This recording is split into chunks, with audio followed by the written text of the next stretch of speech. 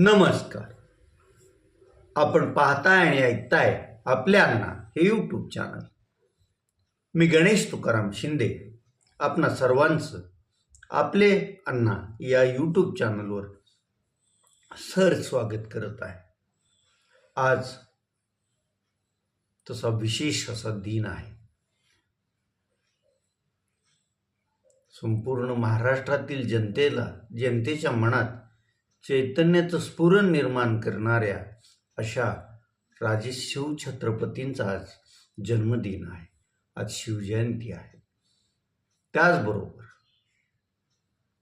धाराशिव जिल्ह्यात सगळ्यांना आपला माणूस वाटणारे जनतेचे राजे म्हणून ज्यांना अनेक जण संबोधतात त्या पवन उर्फ भूपालसिंह संताजीराव राजे निंबाळकर यांचा पण आज 74वा जन्मदिन आहे. आज त्यांच्या जन्मदिनी त्यांना विनम्र सर्वजण आम्ही अभिवादन करत असतोच. त्याचबरोबर त्यांच्या स्मृतिप्रित्यर्थ गेल्या 4 वर्षापासून पवनराजे स्मृती गुणगौरव पुरस्कार वितरण पण करत असतो. आणि हे पुरस्कार दरवर्षी वेगवेगळ्या क्षेत्रात उल्लेखनीय काम करणाऱ्या जिल्ह्यातल्या व्यक्तींना दिला जातो.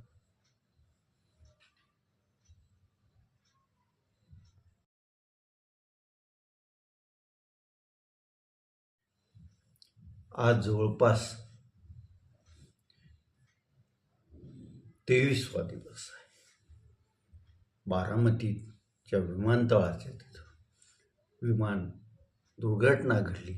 या दुर्घटनेत अजित अनंतराव पवार या राज्यातील डॅशिंग नेत्याचा दुर्दैवी अंत झाला. आणि हा अपघात झाल्यानंतर सर्वात प्रथम हा अपघात नव्हे घातपात आहे असा जो आरोप करणारे होते ते म्हणजे राष्ट्रवादी काँग्रेस अजित पवार पक्षाचे विधान परिषदेतील सदस्य अमोल मिटकरी. तोपर्यंत कुटुंबातील कोणीही हा अपघात आहे की घातपात आहे याबाबत काही हा अपघातच आहे असंच ज्येष्ठ नेते शरद पवार यांनी सांगितलं होतं. त्याला कारणं जी अमोल मिटकरींनी सांगितली की इतका जमाव जमलेला होता आणि तो जमाव जर आपण घातपाताचा जर शरद पवार यांनी त्यावेळेस घातपाताचा संशय व्यक्त केला असता तर जनक्षोभ उसळला असता आणि वेगळंच काहीतरी घडलं असतं. त्यामुळं ज्येष्ठ नेते शरद पवार यांनी अपघातच आहे असं सांगितलेलं होतं. अमोल मिटकरीचे आरोप सुरू झाल्यानंतर मग संपूर्ण जो हिंदू धर्माप्रमाणे विधी वगैरे असतात ते अजित पवारांचे पूर्ण झाल्यानंतर त्यांचे पुतणे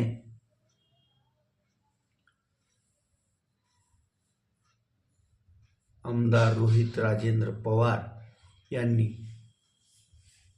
पहिली पत्रकार परिषद घेतली आणि त्या पत्रकार परिषदेत त्यांना जे वाटतं त्यांना ज्या शंका आहेत त्याचा डेमो सादर करून घातपाताचा संशय व्यक्त केला होता.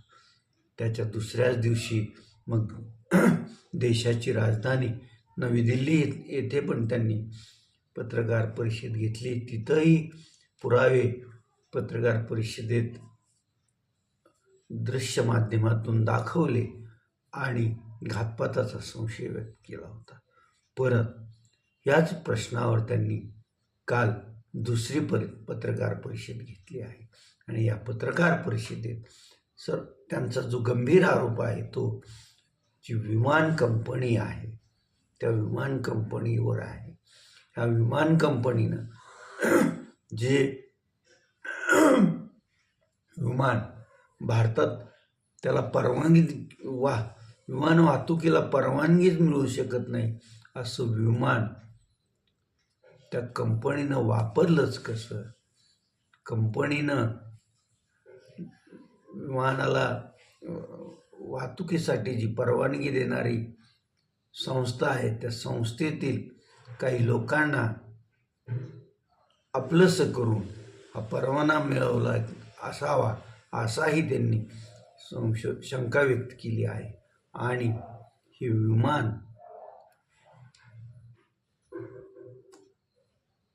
जुनं असं असतानाही DGCAनं हे विमान VIPंना वापरण्यासाठी का उपलब्ध करून देण्याची परवानगी दिली होती हाही केला आहे. त्यांचं म्हणणं त्या दिवशी या विमानावर ज्यांची पायलट म्हणून ड्युटी होती ते का आले नाही. अचानक जो दादांबरोबर विमान घेऊन गेलेला पायलट होता त्याला अचानक ड्युटी लावल्यामुळं तो नाराज होता का, आणि त्या नाराजीतून मग त्यानं विमान भूपृष्ठावर आपटवलं का, हा शंका त्यांनी व्यक्त केली आहे. आता या विमान अपघाताची चौकशी जी DGCA करते ते म्हणजे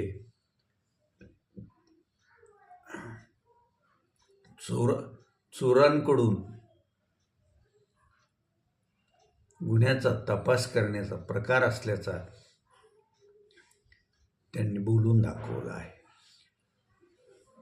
DGCAनं विमानाचा ब्लॅक बॉक्स सापडला हे अगदी दुर्घटना ज्या 28 जानेवारी जी घडली होती त्या दिवशी सायंकाळीच स्पष्ट केलं होतं, परंतु तो ब्लॅक बॉक्स सुस्थितीत आहे की नाही त्याबद्दल त्यांनी काही सांगितलेलं नव्हतं. आणि मग आता पार 2 आठवडे उलटून गेल्यानंतर तपास यंत्रणेचं म्हणणं आहे की ब्लॅक बॉक्स जळालेला होता. त्यामुळं माहिती मिळवण्यात उशीर होत आहे असंही त्यांचं म्हणणं असलं तरी जे दुर्घटनाग्रस्त विमान होतं त्याच्या शेपटीकडचा भाग हा सुस्थितीत असल्याची छायाचित्र दुर्घटनेनंतर समाज माध्यमावर आली होती. आणि कोणत्याही विमानाचा ब्लॅक बॉक्स हा विमानाच्या शेपटीच्या भागात बसवलेला असतो. त्यामुळं जी विमानाची शेपटीचा भागच जळाल्याचं दिसत नाही तर मग ब्लॅक बॉक्स कसा जळालेला दिसतो हेही सांगणं DGCAचं किंवा तपास यंत्रणेचं लोकात संशयाला जागा निर्माण करणारं असंच आहे.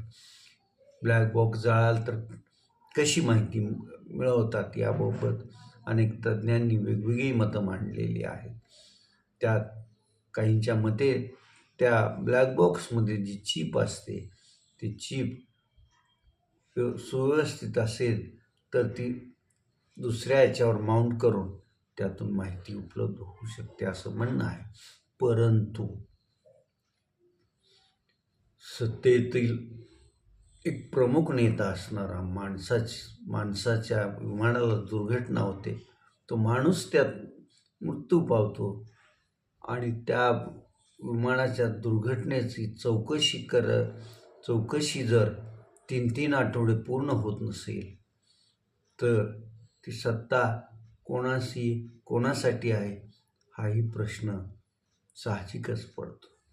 यावर राष्ट्रवादी अजित पवार पक्षाच्या रुपाली ठोंबरे यांनी आपली खंत त्यांच्या ट्विटर हँडलवर व्यक्त केली आहे. त्या म्हणतात, आमचा भाऊ सत्तेत होता, आजही आमची सत्ता आहे, परंतु भावाच्या ज्या दुर्दैवी अंत झाला त्या आमच्या भावाच्या मृत्यूस कारणीभूत ठरलेल्या विमान अपघाताची चौकशी होणे की जरा न उलगडणारं कोडं आहे. हा अपघात नसून घातपात आहे असं रोहित पवार म्हणतात. ते जे काही दृश्य माध्यमातून दाखवतात त्यावर विश्वास बसतोच. त्यामुळं आम्हालाही आता हा घातपातच आहे की काय असा संशय होतो असं म्हटलं आहे. यावर आता ज्या अजित पवारांचं या विमान दुर्घटनेत दुःखद निधन झालं, त्यांचे पुत्र जय पवार यांनी त्यांच्या इंस्टाग्राम अकाउंटवरून ब्लॅक बॉक्स तपासणी लवकरात लवकर करा, ब्लॅक बॉक्स जुळतोच कसा अशी शंका उत्पन्न केली असून तपासावर त्यांनीही संशय व्यक्त केल्याचं दिसतंय. त्यामुळं राष्ट्रवादीच्या नेतेमंडळी आणि उपमुख्यमंत्री सुनेत्राजित पवार यांनी मुख्यमंत्री देवेंद्र फडणवीस यांना एक निवेदन दिलं असून त्यांच्याकडं विमान दुर्घटनेची चौकशी CBIकडे द्या असं म्हटलं आहे. आता बघूया देवेंद्र फडणवीस त्यात जातीनं लक्ष घालतात की नाही, लोकांच्या मनात असं संशयाचं भूत वाढू देतात की ते गाडून टाकतात, आता येत्या काळात स्पष्ट होणार आहे.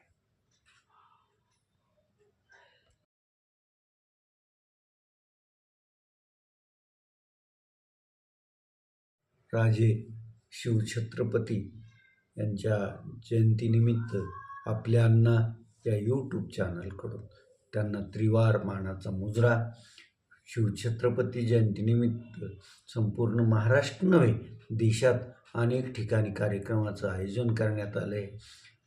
काल रात्रीच 12च्या बरोबर ठोक्याला सोलापुरातील शिवाजी महाराज चौकात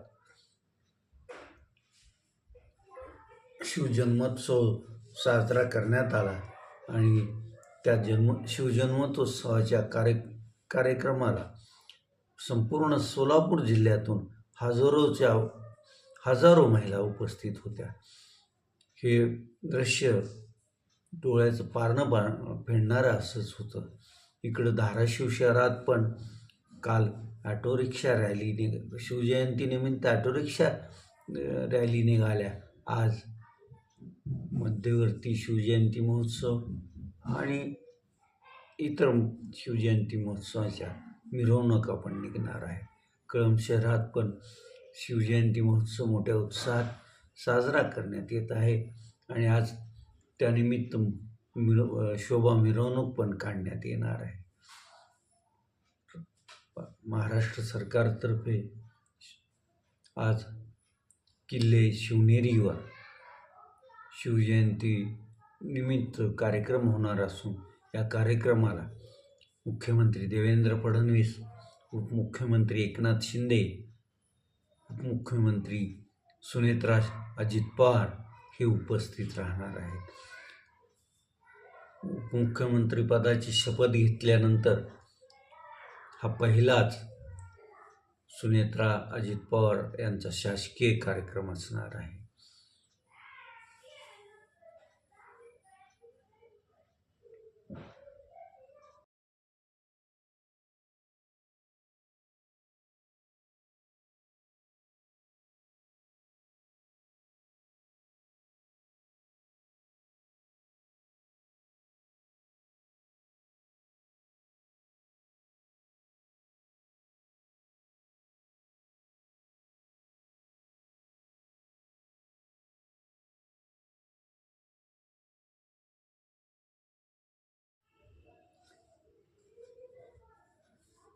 महाराष्ट्र राज्य वीज मंडळाचे सदस्य राहिलेले, तेरणा कारखान्यांचे संचालक म्हणून काम केलेले आणि जिल्हा मध्यवर्ती सहकारी बँकेचे चेअरमन म्हणून बँकेचा भरभराटीस आणण्यात आपलं बहुमूल्य योगदान देणाऱ्या अशा धाराशिव जिल्ह्यातील सर्व जनता ज्यांना जनतेचे राजे असं संबोधते त्या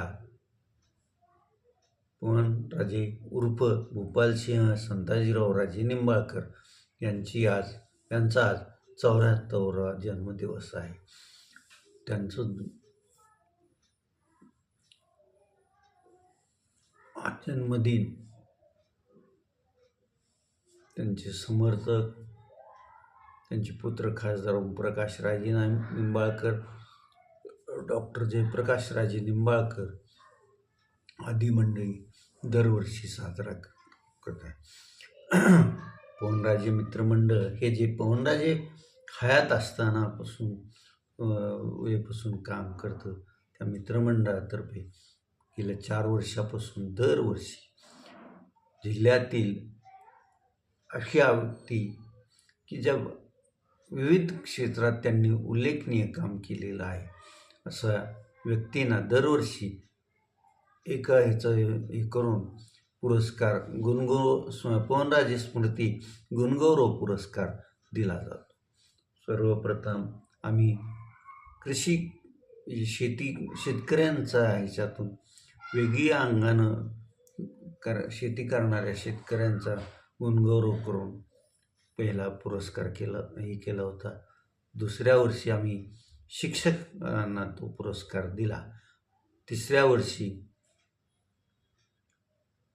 वित्त आणि आर्थिक क्षेत्रात हा पुरस्कार देण्यात आला होता आणि यंदा आपण हा पुरस्कार उद्योग क्षेत्रात वेगळं असं काम करणाऱ्या, उल्लेखनीय असं काम करणाऱ्या 5 व्यक्तींचा पवनराजे स्मृती गुणगौरव पुरस्कार देऊन त्यांना गौरवणार असून या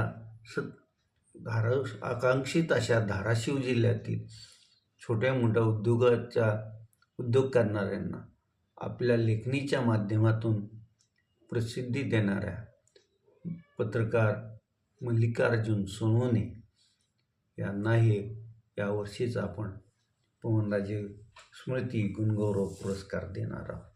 आज दुपारी 12:30 वाजता सोलापूर ते छत्रपती संभाजीनगर मार्गावरील पवनराजे कॉम्प्लेक्स येथील खासदार ओमप्रकाश भूपालसिंह राजे निंबाळकर यांच्या संपर्क कार्यालयात कार्यक्रम होणार आहे. या कार्यक्रमास आपण सर्वांनी मोठ्या प्रमाणात उपस्थिती लावावी ही पुरस्कार समितीतर्फे मी समन्वयक म्हणून आवाहन करतो. त्याचबरोबर या कार्यक्रमात मी जे 4थं पुस्तक लिहिलं आहे माझे सरहृदय, त्या पुस्तकाचं अनौपचारिक प्रकाशन पण आज करत आहोत. हे पुस्तक लखनौ येथील BFC पब्लिकेशन या प्रकाशन संस्थेनं प्रकाशित केलं असून ते पुस्तक पुढील आठवड्यापासून छापील स्वरूपात आणि ई-बुक स्वरूपात पण ॲमेझॉन, फ्लिपकार्ट आणि BFC प्रकाशनाच्या माध्यमातून वाचकांसाठी उपलब्ध होईल. आज आता आपण इथंच थांबूया. तुम्ही आपल्याला हे यूट्यूब चॅनल सबस्क्राईब करा, लाईक करा आणि कमेंट्स पण नोंदवा. धन्यवाद.